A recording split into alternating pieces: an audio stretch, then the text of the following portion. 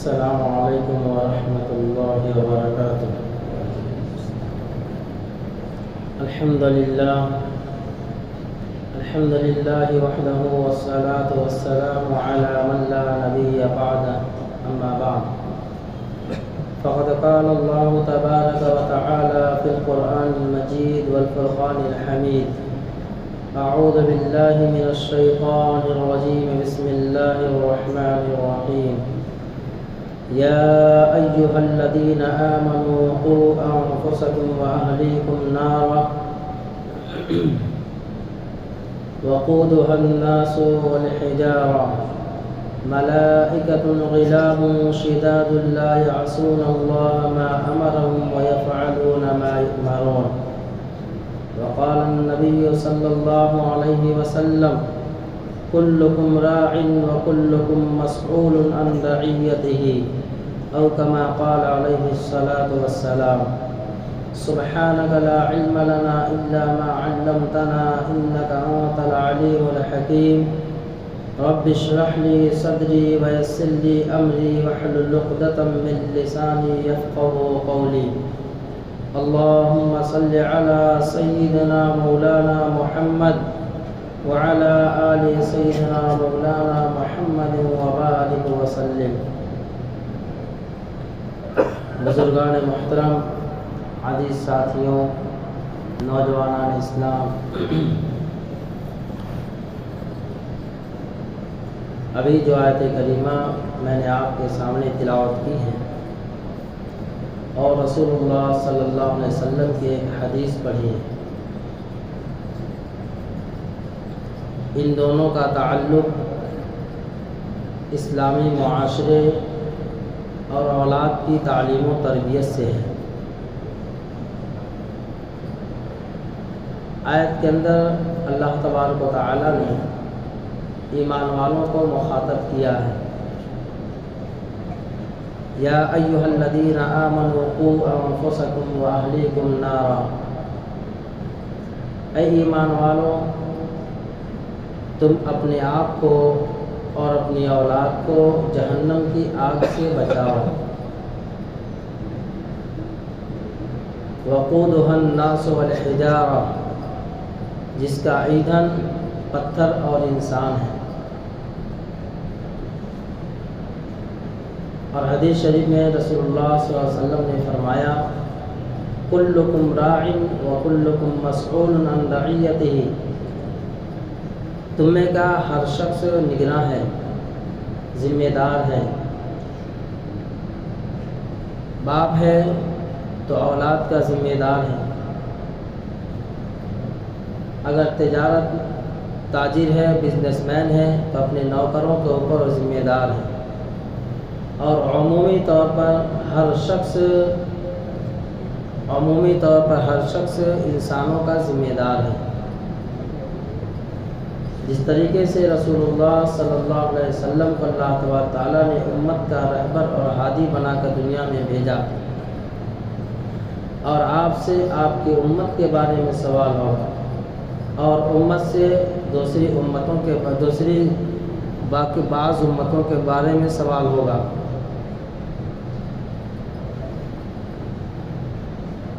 افسوس ہے کہ ہر شخص اپنے نماز اور روزے اور نیک اعمال جو کر لیتا ہے اس پہ مطمئن ہے کہ میں تو نماز 1-2 وقت یا 5 وقت نماز پڑھ لیتا ہوں، لہٰذا میں اللہ تبارک تعالیٰ کی بارگاہ میں میری اگر پیشی ہوگی تو میں تو کامیاب ہو جاؤں گا۔ رمضان مبارک کا مہینہ آتا میں روزہ رکھ لیتا ہوں، اور اللہ تبارک تعالیٰ نے مال و دولت دیا، صدقہ خیرات بھی کر لیتا ہوں، لہٰذا میں اللہ کی پکڑ سے بچ گیا۔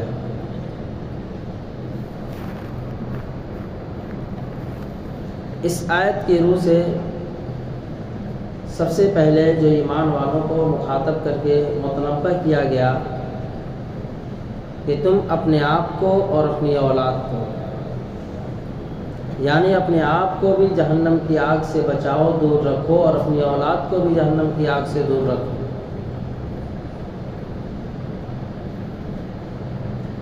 اللہ رب العزت نے معاشرے کا بگاڑ اور معاشرے کا بناؤ انسان کے اعمال پہ رکھا ہے۔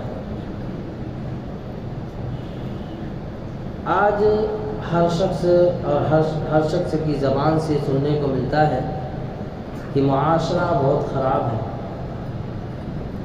یقیناً معاشرے کے اندر بہت بگاڑ ہے، بڑی خرابیاں ہیں، لیکن صرف معاشرے کی خرابی کو بیان کر کے زبان پہ لا کر کے مطمئن ہو جانا، اس سے معاشرہ نہیں سدھرتا، معاشرہ کے اندر بناؤ نہیں پیدا ہوتا۔ پھر معاشرہ بنے گا کیسے؟ اس آیت کی روح سے ہم دیکھیں۔ اللہ نے فرمایا اپنے آپ کو اور اپنی اولاد، ہر شخص، ہر بلڈنگ کا ہر ذمہ دار، ہر گھر کا ذمہ دار، ہر محلے کا ہر ذمہ دار اگر یہ سوچ لے، اگر اس میں فکر میں پڑ جائے کہ میں اپنی اولاد کو غلط راہ پہ جانے سے اس کو منع کروں گا، اس کو روکے رکھوں گا، تو بتاؤ اب معاشرے کے اندر کوئی خرابی ہوگی؟ اب کون کہے گا معاشرہ خراب ہے؟ تو پتہ چلا معاشرے کی خرابی ہمارے اوپر، معاشرے کا بناؤ اور بگاڑ ہمارے اوپر۔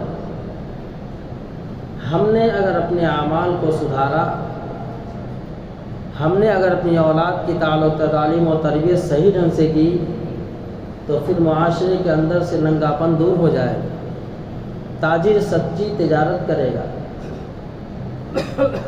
دھوکہ دہی سے لوگ پرہیز کرنے لگیں گے، آپسی تناؤ، آپسی جنگ و جدال ختم ہو جائے گا، دنیا سے فساد کا صفایا ہو جائے گا، نوجوانوں کی نگاہیں محفوظ ہوں گی۔ اگر ہم اپنی بچیوں کو یہ تربیت دیں گے کہ پردے کی تلقین کریں گے، پردے کی تربیت کریں گے، تو نوجوانوں کی نگاہیں محفوظ ہو جائیں گی۔ اگر ہم نے اپنی بچیوں کو گھر کے اندر روکے رکھا تو ننگاپن دور ہو جائے گا، زنا سے لوگ باز آ جائیں گے۔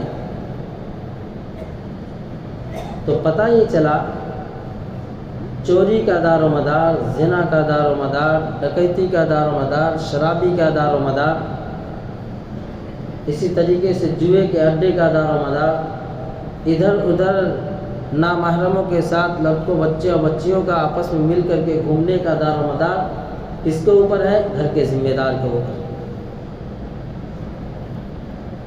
اگر گھر کا ذمہ دار صحیح ہے، اس نے اپنے بچوں کی صحیح تربیت کی ہے، سنت نبی صلی اللہ علیہ وسلم کے مطابق اگر اس نے اپنے بچوں کی تربیت کی ہے، تو مجال ہے کہ کوئی زنا کے اڈے پہ چلا جائے، کوئی جوئے کے اڈے پہ چلا جائے، کوئی اپنی آنکھوں کا غلط استعمال کرنے لگے، کوئی شراب کی لت میں مبتلا ہو جائے، کوئی بچہ نامحرموں کے ساتھ گھومنے لگے، کوئی یہ سب کبھی حرکتیں کرنے کی ہمت نہیں کرے گا جب ہم اپنی اولاد کی سنت نبی کے مطابق تربیت کریں گے۔ ہر والدین کے اوپر اس کے اولاد کے 4 حقوق ہیں۔ سب سے پہلا حق تو یہ ہے کہ جب بچہ پیدا ہو تو 7ویں دن اس کا عقیقہ کیا جائے۔ اللہ نے وصیت دی ہے اس کا عقیقہ کرو، عقیقہ کرنا سنت ہے، عقیقہ کرنا سنت ہے۔ لیکن ہمیں دینی معلومات نہ ہونے کی وجہ سے، یا پھر یہ کہیں کہ معلوم ہونے کے بعد سستی اور غفلت اور کاہلی کی وجہ سے ہم عقیقہ تو کرتے نہیں، لیکن اس کے بالمقابل یہود و نصارہ کے طور طریقے کو ایسا اپنائے ہوئے ہیں کہ ہر سال اپنے بچے کا برتھ ڈے مناتے ہیں، سالگرہ مناتے ہیں۔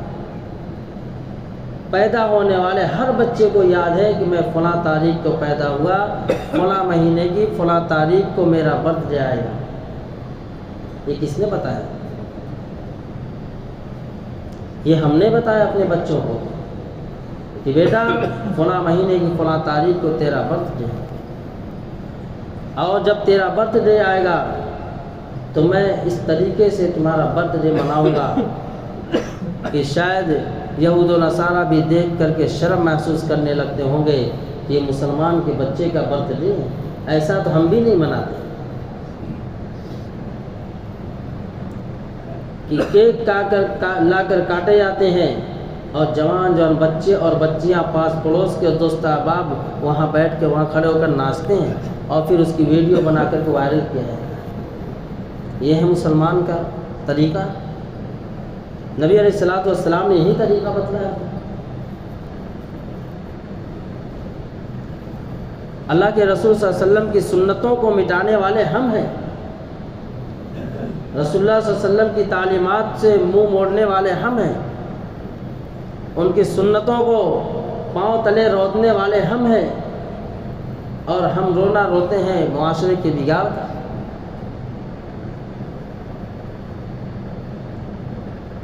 کہ ہم اس کو ہلکا سمجھنے لگے۔ فرمایا کہ رونا اس بات کا نہیں ہے، افسوس اس بات پہ نہیں ہے کہ امت نے یہود و نصارہ کے طریقے کو اپنا لیا، اس سے بڑا عالمیہ یہ ہے کہ استحسان الکفر کفر، کہ ایک تو برے طریقے کو اختیار کیا اور دوسرے یہ کہ اس کو اچھا سمجھنے لگے اور صحیح سمجھنے لگے۔ ایک تو یہود و نصارہ کے طور طریقوں کو اپنایا اور دوسرے پھر اسی کو اچھا سمجھنے لگے۔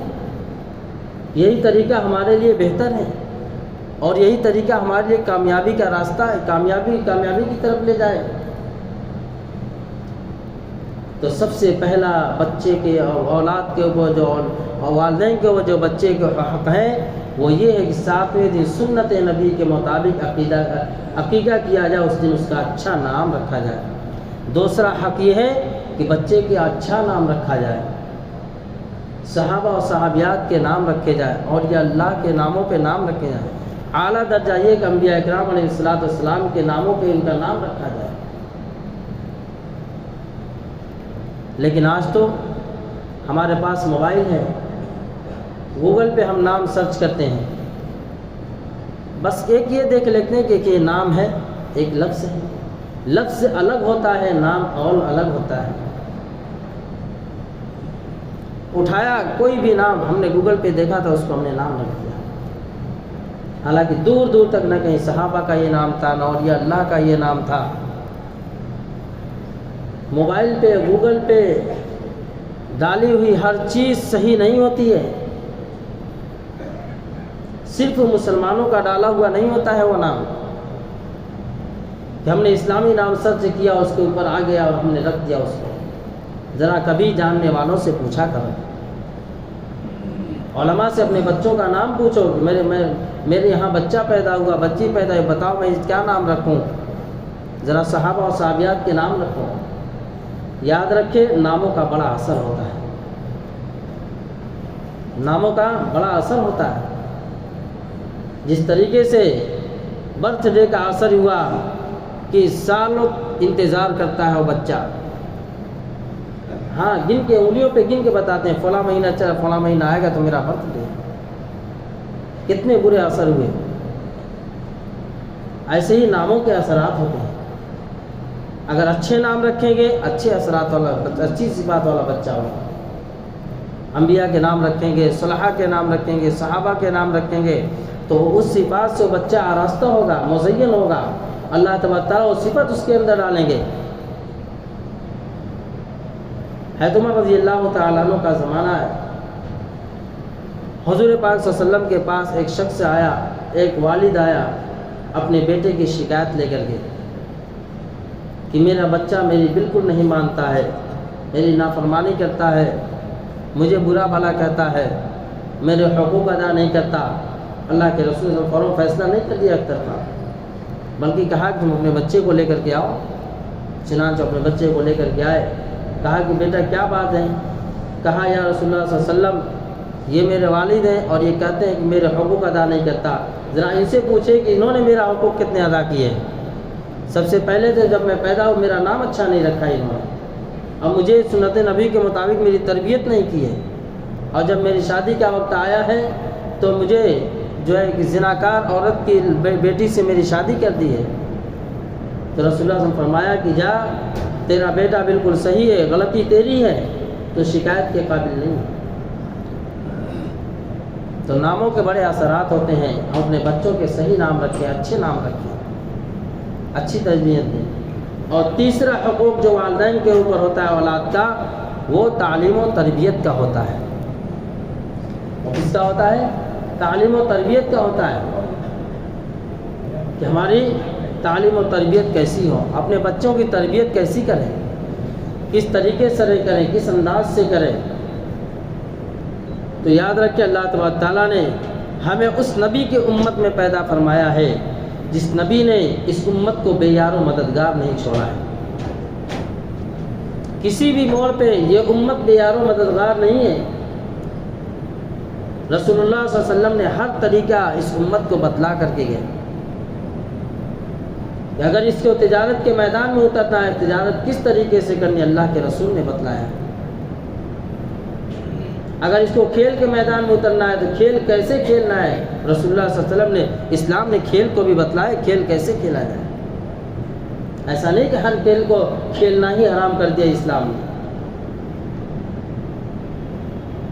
کھیلنا کودنا اسلامی مزاج ہو، انسانی مزاج ہے، یہ فطرت میں داخل ہے۔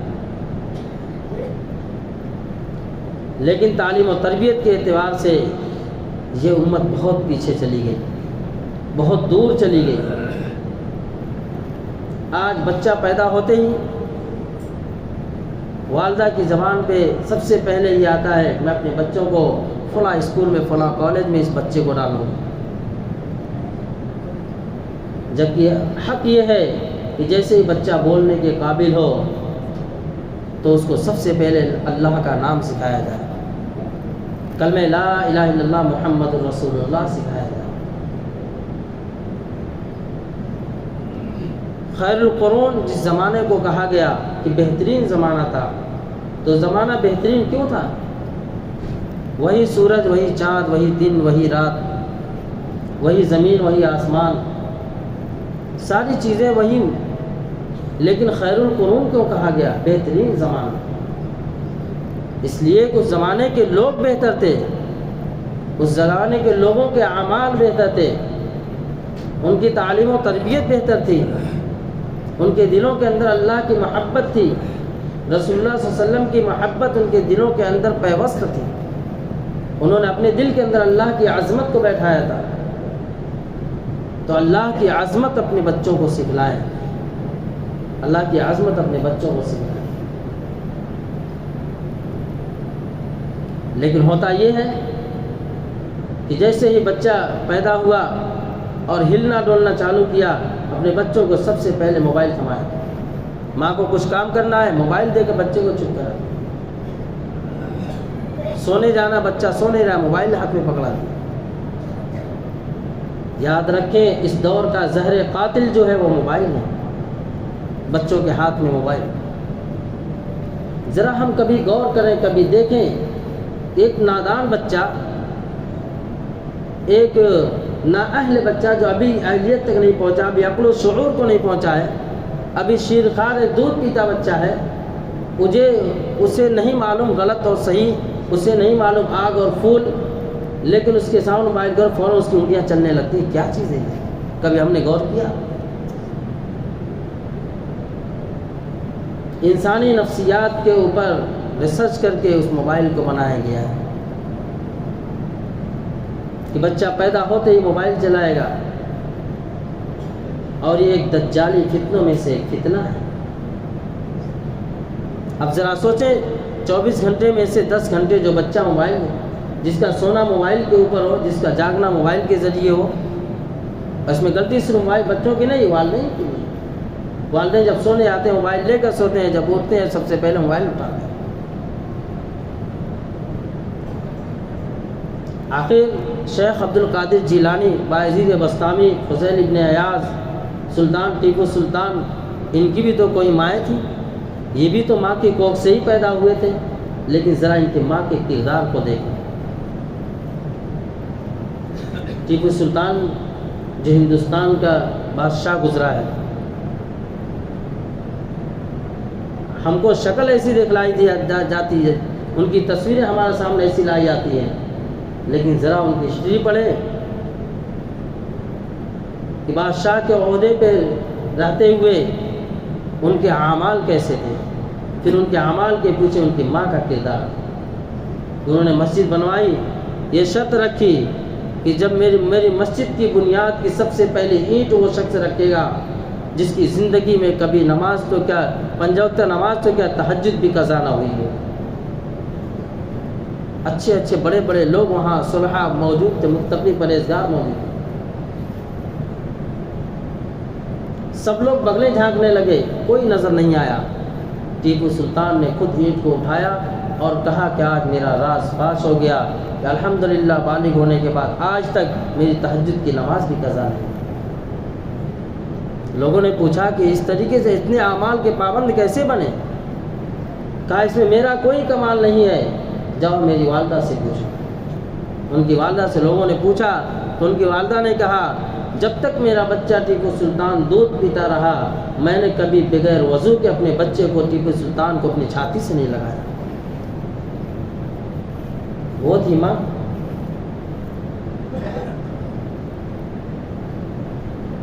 ہر شخصیت کے پیچھے ان کی والدہ کا کردار ہوتا ہے، ان کی ماں کا کردار ہوتا ہے۔ آج ماؤں کی سوچیں بدل گئیں، ماؤں کی فکریں بدل گئیں کہ اولاد کیسے نیک پیدا ہو۔ ہماری سوچ اور فکر ساری دنیا کی ہو، سوچ اور فکر یہود و نصارہ جیسی ہو، اور اپنی اولاد کو متقی اور پرہیزگار باجی بستامی اور ٹیپو سلطان جیسا دیکھنا چاہیں، ایسا کیسے ہو سکتا ہے؟ بستر بچھائے کانٹوں والا اور سوچیں کہ گلاب کے پھول جیسی نیند آ جائے، کیسے ہو سکتا ہے؟ آگ کی بھٹی میں بیٹھیں اور سوچیں کہ ایئر کنڈیشن کا مزہ مل جائے، کیسے ہو سکتا ہے؟ تو خدا را اپنی سوچ کو، اپنی فکر کو بدلو، اسلامی فکریں پیدا کرو، اسلامی سوچ پیدا کرو، سنت نبی صلی اللہ علیہ وسلم جیسی طریقے اور تربیت کی سوچ پیدا کرو، اپنی اولاد کی اس سانچے میں ڈھالنے کی کوشش کرو، پھر جا کر کے دیکھو اولاد ہماری آنکھوں کی ٹھنڈک کیسے بنتی ہے۔ خود باپ تو کہیں مسجد میں نہیں آتا اور اولاد کو ڈانٹ ڈپٹ کر کے مسجد کا عادی بنانا چاہتا ہے، یہ بھول ہے، یہ دھوکہ ہے۔ ہر ماں باپ چاہتے ہیں میری اولاد نمازی بن جائے، میری اولاد قرآن کی تلاوت کرنے والے بن جائے، لیکن بیٹا دیکھتا ہے کبھی ماں مصلی نہیں بچھاتی، کہ باپ مسجد میں نہیں جاتا، تو میں کیسے جاؤں؟ خود کو بھی اپنے آپ کو بھی جہنم کی آگ سے بچاؤ اور اپنی اولاد کو بھی جہنم کی آگ سے بچاؤ جس کا ایندھن انسان اور پتھر ہے۔ اللہ تعالیٰ نے ہر ایک کو ذمہ دار بنایا ہے، اپنی اپنی ذمہ داری نبھانے کی کوشش کرو اور اللہ تبارک تعالیٰ سے اپنے آپ کو نیک راستے میں چلنے کی دعائیں کرو۔ اللہ تعالیٰ ہمیں ان سب باتوں پر عمل کی توفیق عطا فرمائے اور ہماری سوچ کو نیک اور صالح سوچ بنائے، ہماری اولاد کو نیک اور صالح بنائے۔ وآخر دعوانا الحمد للہ رب العالمین۔